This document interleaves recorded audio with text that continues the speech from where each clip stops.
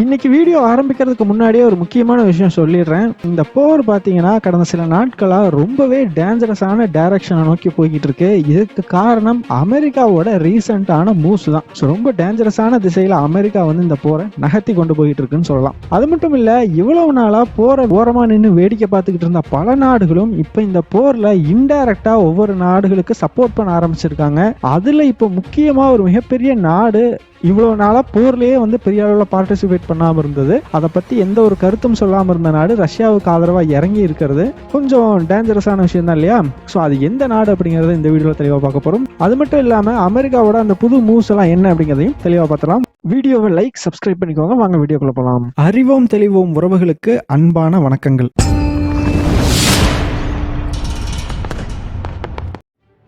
முதல் விஷயமா, இந்த உக்ரைன் ரஷ்யா போர்ல கடந்த சில நாட்களா எல்லாத்தோட கண்ணுமே எதை நோக்கி இருக்குதுன்னா, வெஸ்டர்ன் கண்ட்ரிஸ் எல்லாம் சேர்ந்து உக்ரைனுக்கு ஃபைட்டர் ஜெட்டா கொடுப்பாங்களா மாட்டாங்களா அப்படிங்கிறதுல தான் இருக்கு. ஆனா நம்மளையெல்லாம் அங்க பார்க்க வச்சுக்கிட்டு அமெரிக்கா பார்த்தீங்கன்னா சைலண்டா சில வேலைகளை பண்ணிட்டு இருக்குது. அது என்னங்கிறது தான் பார்க்க போறோம்.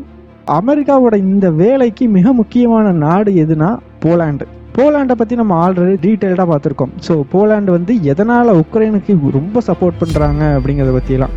ஸோ போலாண்டுக்கு பார்த்தீங்கன்னா ரஷ்யா தன்னோட பார்டருக்கு வந்துடக்கூடாது அப்படிங்கிற நோக்கம் இருக்குது. ஸோ அதனாலேயே பார்த்தீங்கன்னா உக்ரைனுக்கு தேவையான வெப்பன்ஸ் உக்ரைனுக்கு வெஸ்டர்ன் கண்ட்ரிஸ் கொடுத்தே ஆகணும் அப்படிங்கிற விஷயத்த போலாண்டு வந்து ரொம்ப உறுதியாக கடைபிடிச்சிக்கிட்டு வருது. ஒருவேளை வெஸ்டர்ன் கண்ட்ரிஸ் உக்ரைனுக்கு வெப்பன்ஸ் கொடுக்க மாட்டேன்னு சொல்லிட்டாங்கன்னா போலாண்டு பார்த்தீங்கன்னா அது நேட்டோ கண்ட்ரி தான் இல்லையா? ஸோ நேட்டோ கண்ட்ரினா அதுகிட்ட அட்வான்ஸ்டு வெப்பன்ஸ் கண்டிப்பாக சிலதை கொடுத்து வச்சிருப்பாங்க. அந்த அட்வான்ஸ்டு வெப்பன்ஸை நேட்டோவோட பர்மிஷனே இல்லாமல் உக்ரைனுக்கு கொடுக்க போறேன்னு அனௌன்ஸ் பண்ணியே எப்படி இந்த லியோபார்டு டேங்க்ல இருந்து பேட்ரியாட் சிஸ்டம் வரைக்கும் உக்ரைனுக்கு போலாண்டு வாங்கி கொடுத்துச்சு வெஸ்டர்ன் கண்ட்ரிஸ் கிட்ட இருந்து அப்படின்னு சொல்லி நம்ம ரொம்ப தெளிவாக பார்த்துருந்தோம். அந்த வீடியோ லிங்க் வேணா டிஸ்கிரிப்ஷனில் கொடுக்குறோம், அதில் போய் ரொம்ப தெளிவாக பார்த்துக்கோங்க. ஸோ இப்போ அதே மாதிரி போலாண்டை மறுபடியும் அமெரிக்கா பயன்படுத்துறதுக்கு பிளான் பண்ணிட்டு இருக்காங்க. ஸோ போலாண்டுக்கு பார்த்தீங்கன்னா ஒரு வெப்பன் பேக்கேஜை அமெரிக்கா அனௌன்ஸ் பண்ணியிருக்காங்க. இந்த வெப்பன்ஸ் எல்லாம் நாங்கள் கொடுக்க போறோம்னு சொல்லி. ஸோ இந்த வெப்பன் பேக்கேஜில் பார்த்தீங்கன்னா இது வரைக்கும் உக்ரைனுக்கு கொடுக்க மாட்டேன்னு சொல்லி அமெரிக்கா வச்சிருந்த அட்வான்ஸ்டு வெப்பன் சிஸ்டம்ஸ் சிலதும் இருக்கு அப்படிங்கிறது ரொம்ப முக்கியமான விஷயம். இதுல என்னடா பிரச்சனை அப்படின்னு தானே கேட்குறீங்க? ஒரு போர் நடக்கக்கூடிய நாடு உக்ரைன், அதுக்கு வந்து வெப்பன் பேக்கேஜ் அனௌன்ஸ் பண்றாங்க, வெப்பன்ஸ் கொடுக்குறாங்க அப்படின்னா அதுல ஒரு லாபம் இருக்குது அமெரிக்காவுக்கு. ஆனா போலாண்டு பாத்தீங்கன்னா ரொம்பவே சேஃபா இருக்கக்கூடிய ஒரு கண்ட்ரி, அதுக்கு எந்த பிரச்சனையுமே கிடையாது. நேட்டோ கண்ட்ரி வேற, நேட்டோ கண்ட்ரி மேல கை வைக்கிறதுனால எல்லாம் யோசிப்பான். அப்படிப்பட்ட ஒரு நாட்டுக்கு எதுக்கு சம்பந்தமே இல்லாம திடீர்னு ஒரு வெப்பன் பேக்கேஜ், அதுவும் சில அட்வான்ஸ்டு சிஸ்டம்ஸ் எல்லாம் கொண்ட வெப்பன் பேக்கேஜை அமெரிக்கா அறிவிக்கணும் அப்படிங்கிற ஒரு கேள்விதான் இங்க எல்லார் மனசுலும் எழுந்திருக்கு. ஸோ சில பேர் என்னென்ன ஸ்பெகுலேட் பண்ணுறாங்கன்னா, அமெரிக்கா உக்ரைனுக்கு சில அட்வான்ஸ்டு வெப்பன் சிஸ்டம்ஸை டைரெக்டாக சப்ளை பண்ண முடியலை. ஸோ அந்த மாதிரி சப்ளை பண்ண முடியாத வெப்பன் சிஸ்டமை போலாண்டுக்கு கொடுக்கறதன் மூலமாக போலாண்டை வச்சு உக்ரைனை ரீச் பண்ண வைக்கிறதுக்கு அமெரிக்கா பிளான் பண்ணிட்டு இருக்கு. ஸோ ஆக்சுவலாக இந்த வெப்பன் சிஸ்டம்லாம் பார்த்தீங்கன்னா போலாண்டுக்கு போகும். போலாண்டோட புத்தி நமக்கு முன்னாடியே தெரியும், நம்ம ஆல்ரெடி ஒரு வீடியோவில் சொல்லியிருக்கோம். வெஸ்டர்ன் கண்ட்ரிஸ் வந்து கொடுக்கல அப்படின்னா போலாண்டு வந்து தானாக கொடுக்குறேன், நான் கொடுப்பேன், நீ கொடுக்கலன்னா நான் கொடுப்பேன் அப்படின்னு சொல்லி எப்படி வந்து லியோபார்டு சிஸ்டம், பேட்ரியட் சிஸ்டம் எல்லாம் உக்ரைனுக்கு வாங்கி கொடுத்துச்சுங்கிறத தெளிவாக பார்த்துருந்தோம் அந்த வீடியோவில். ஸோ அதே மாதிரி இப்போ என்ன பண்ண போகிறாங்கன்னா, இந்த அட்வான்ஸ்டு வெப்பன் சிஸ்டம் எல்லாம் போலாண்டு பார்டருக்கு கொண்டு போய் அங்கிருந்து உக்ரைனுக்கு லேண்டு மூலமாக கொண்டு போக போகிறதா சொல்லப்பட்டிருக்கு. இது மட்டும் இல்லை, உக்ரைனை சுற்றி பார்டரில் இருக்கக்கூடிய இன்னும் ஒரு சில நாடுகளுக்கும் சில வெப்பன் பேக்கேஜை அனௌன்ஸ் பண்ணியிருக்காங்க அப்படின்னு சொல்கிறாங்க. சின்னதாக கூடவே அமெரிக்கன் சோல்ஜர்ஸ், இந்த மாதிரி நேட்டோவில் இருக்கக்கூடிய சோல்ஜர்ஸ் எல்லாத்தையும் அந்த பார்டர் ரீஜனுக்கு மூவ் பண்ணிட்டு வர்றதாகவும் சொல்லிக்கிட்டு இருக்காங்க. ஸோ இது பார்த்தீங்கன்னா ஒரு ரொம்பவே டேஞ்சரஸான விஷயம். நம்ம எல்லாத்தையும் அமெரிக்காவும் இந்த வெஸ்டர்ன் கண்ட்ரிஸும் ஃபைட்டர் ஜெட் கொடுக்குமா கொடுக்காதா அப்படிங்கிற பக்கம் பார்க்க வச்சுட்டு இவங்க வந்து இந்த சைடு சைலண்டாக இந்த வெப்பன்ஸ் எல்லாம் மூவ் பண்ணாங்க அப்படின்னா இந்த எஸ்கலேஷன் அப்படிங்கிறது யோசிச்சு பாருங்க, டேஞ்சரஸ் தான் இல்லையா? நமக்கு வேணா வெளியே தெரியாம போகலாம் இந்த மாதிரி வெப்பன் சிஸ்டம் உக்ரைனுக்குள்ள போயிருக்கா இல்லையான்னு சொல்லி. ஆனா கண்டிப்பா ரஷ்யாவுக்கு தெரிய வரும். அந்த மாதிரி வெப்பன்ஸ் உள்ள மூவ் ஆனா 2 நாள்ல கண்டுபிடிச்சிருவாங்க ரஷ்யன்ஸ். இந்த மாதிரி அமெரிக்கா வந்து அட்வான்ஸ்டு வெப்பன் சிஸ்டமை போலாண்டு மூலமா உள்ள கொண்டு வருது அப்படின்னு சொல்லி இது டைரக்டா நேட்டோ கூட ஒரு எஸ்கலேஷனையும் இழுத்துட்டு போகலாம். ஸோ இது ரொம்ப ஆபத்தான மூவ் இல்லையா? ஸோ இதை தான் நம்ம முதல்ல சொல்லியிருந்தோம். ரெண்டாவது முக்கியமான விஷயம், ஒரு நாடு இப்போ ரஷ்யாவுக்கு ஆதரவாக வந்து எப்படி வெஸ்டர்ன் கண்ட்ரிஸ்லாம் உக்ரைனுக்கு வெப்பன் சப்ளை பண்ணுறாங்களோ, இவ்வளோ நாளாக பார்த்தீங்கன்னா இங்கே நார்த் கொரியா வந்து சப்ளை பண்ணிட்டு இருந்தது. இப்போ புதுசாக இன்னொரு நாடும் அந்த லிஸ்ட்டில் சேர்ந்துருக்கு. அதுவும் ரொம்ப பெரிய நாடு அப்படின்னு வேறு சொல்லியிருந்தேன், எல்லாம் கெஸ் பண்ணியிருப்பீங்கன்னு நினைக்கிறேன். இந்த லிஸ்ட்டில் சேர்ந்துருக்கு. அந்த நாடு வேறு எதுவும் இல்லை, சைனா தான். உடனே எல்லாத்துக்கும் ஒரு டவுட் வரும், சைனா தான் ஸ்டார்டிங்லேருந்து ரஷ்யாவை சப்போர்ட் பண்ணிட்டு வர்றாங்களே அப்படின்னு சொல்லி. ஆக்சுவலாக சைனா பார்த்தீங்கன்னா இத்தனை நாளாக ரஷ்யாவுக்கு வெளியே இருந்து தான் சப்போர்ட் பண்ணிட்டு வந்தாங்க. ஸோ அதாவது ரஷ்யா பண்ணுறத ஆதரிக்கவும் இல்லை, எதிர்க்கவும் இல்லை. இந்த போருக்கு எப்படி வந்து நம்ம இந்தியா வந்து 2 சைடு இல்லப்பா அப்படின்னு சொல்லிட்டு பிளே பண்ணிக்கிட்டு இருக்கோம், அதே மாதிரி தான் சைனாவும் ரொம்ப சேஃபா பிளே பண்ணிட்டு இருந்தாங்க. எந்த ஒரு சப்போர்ட்டுமே ரஷ்யாவுக்கு கொடுக்கல, எந்த ஒரு வெப்பன்ஸோ எதுவுமே சப்ளை பண்ணல இது நாள் வரைக்கும். ஆனா இப்போ கடந்த ஒரு வாரத்துக்கு முன்னாடி ஒரு அமெரிக்கன் ரிப்போர்ட் என்ன சொல்லியிருக்குன்னு பாத்தீங்கன்னா, சைனா இப்ப ரீசெண்டா ரஷ்யாவுக்கு தேவையான சில வெப்பன்ஸை சப்ளை பண்றாங்க.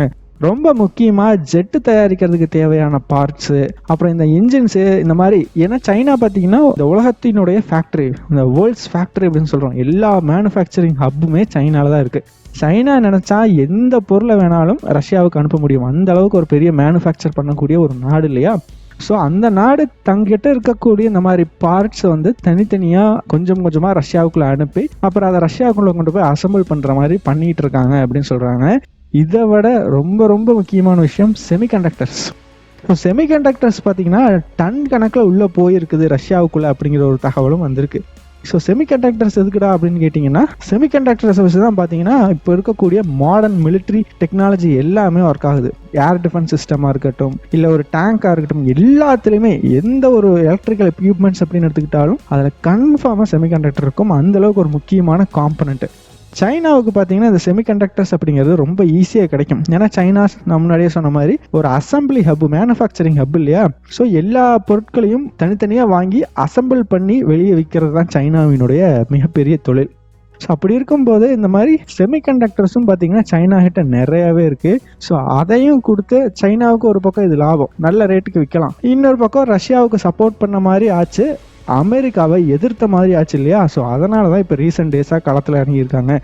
யோசிச்சு பாருங்களேன், எப்படி பார்த்தாலும் சைனாவுக்கு லாபம் தான். அமெரிக்கா பண்ணுற மாதிரி சைனாக்காரன் ஃப்ரீயாக கொடுக்க போகிறதில்ல, ஃபர்ஸ்ட் விஷயம். ரெண்டாவது, சைனாவுக்கு அமெரிக்காவை எதிர்க்கணுங்கிற நோக்கம் இருக்குது, அதுக்கும் இந்த வாய்ப்பு அப்படிங்கிறது அவங்களுக்கு சூட்டபுளாக இருக்கும். ஸோ எல்லா வகையிலையும் பக்காவான சான்ஸ் அப்படிங்கிறதுனால இப்போ ரஷ்யாவுக்கு தேவையான உதிரி பாகங்கள், அது என்ன உதிரி பாகமாக இருந்தாலும் இப்போ சைனாவிலேருந்து அதெல்லாம் சப்ளை பண்ணப்படுது அப்படிங்கிறது வெஸ்டர்ன் கண்ட்ரிஸ்க்கு ஒரு பேரிடியாக விழுந்திருக்கு.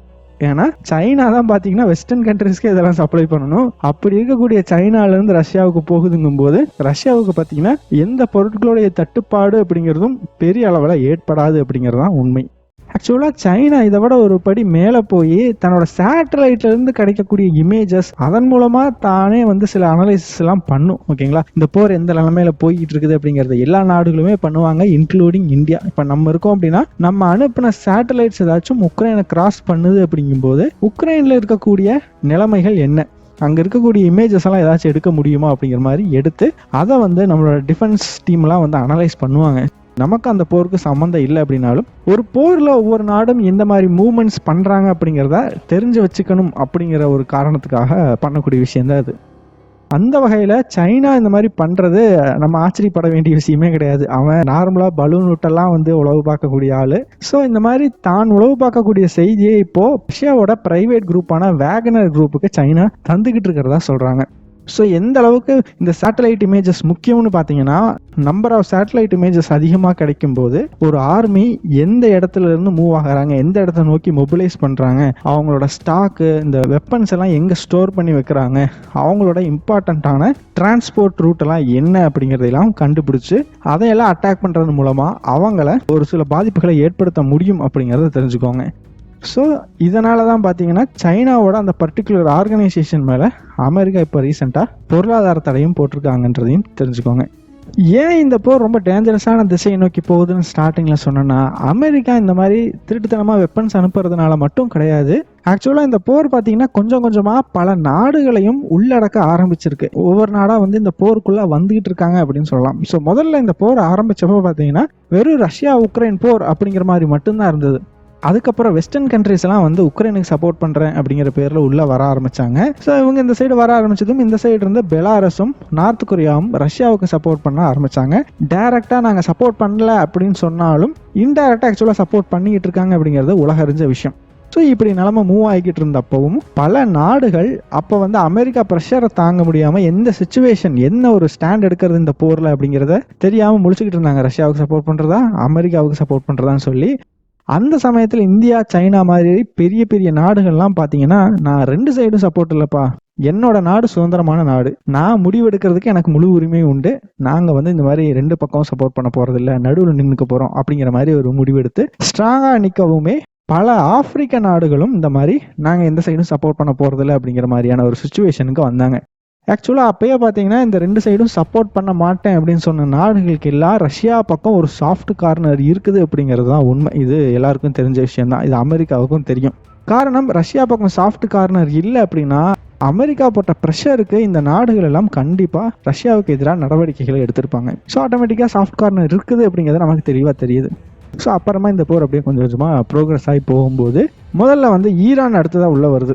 ஈரான் பார்த்தீங்கன்னா ரஷ்யாவுக்கு ட்ரோன் சப்ளை பண்ண ஆரம்பிச்சது. முதல்ல இல்லைன்னு சொல்லிச்சு, அப்புறம் ஆமாம் நான் தான் பண்ணேன் என்ன இப்போ அப்படிங்கிற மாதிரி ஆகி இப்போ பார்த்தீங்கன்னா அவங்களோட பார்ட்னர்ஷிப் அப்படிங்கிறது வேறு லெவலுக்கு போயிடுச்சு.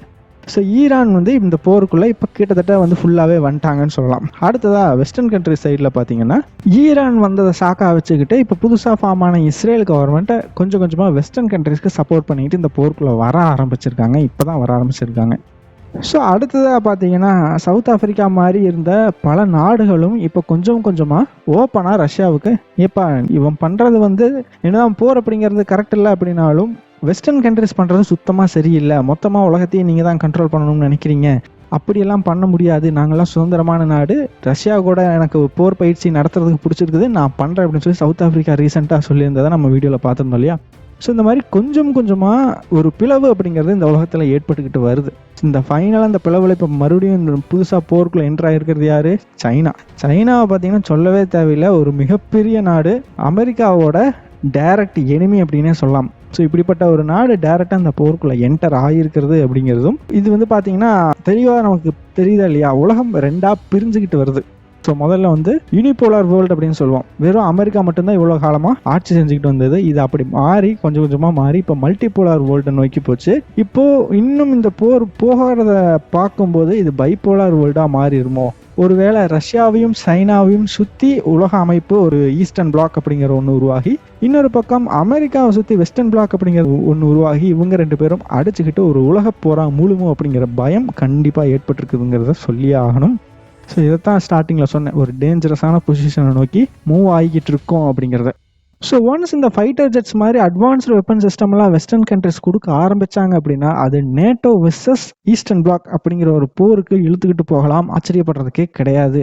ஆனால் ஃபைட்டர் ஜெட்ஸை கொடுப்பாங்களான்னு கேட்டால் கண்டிப்பாக வாய்ப்பு கம்மின்னு தான் சொல்லணும். எனக்கு தெரியல, ஆக்சுவலி என்ன வேணால் நடக்கலாம்.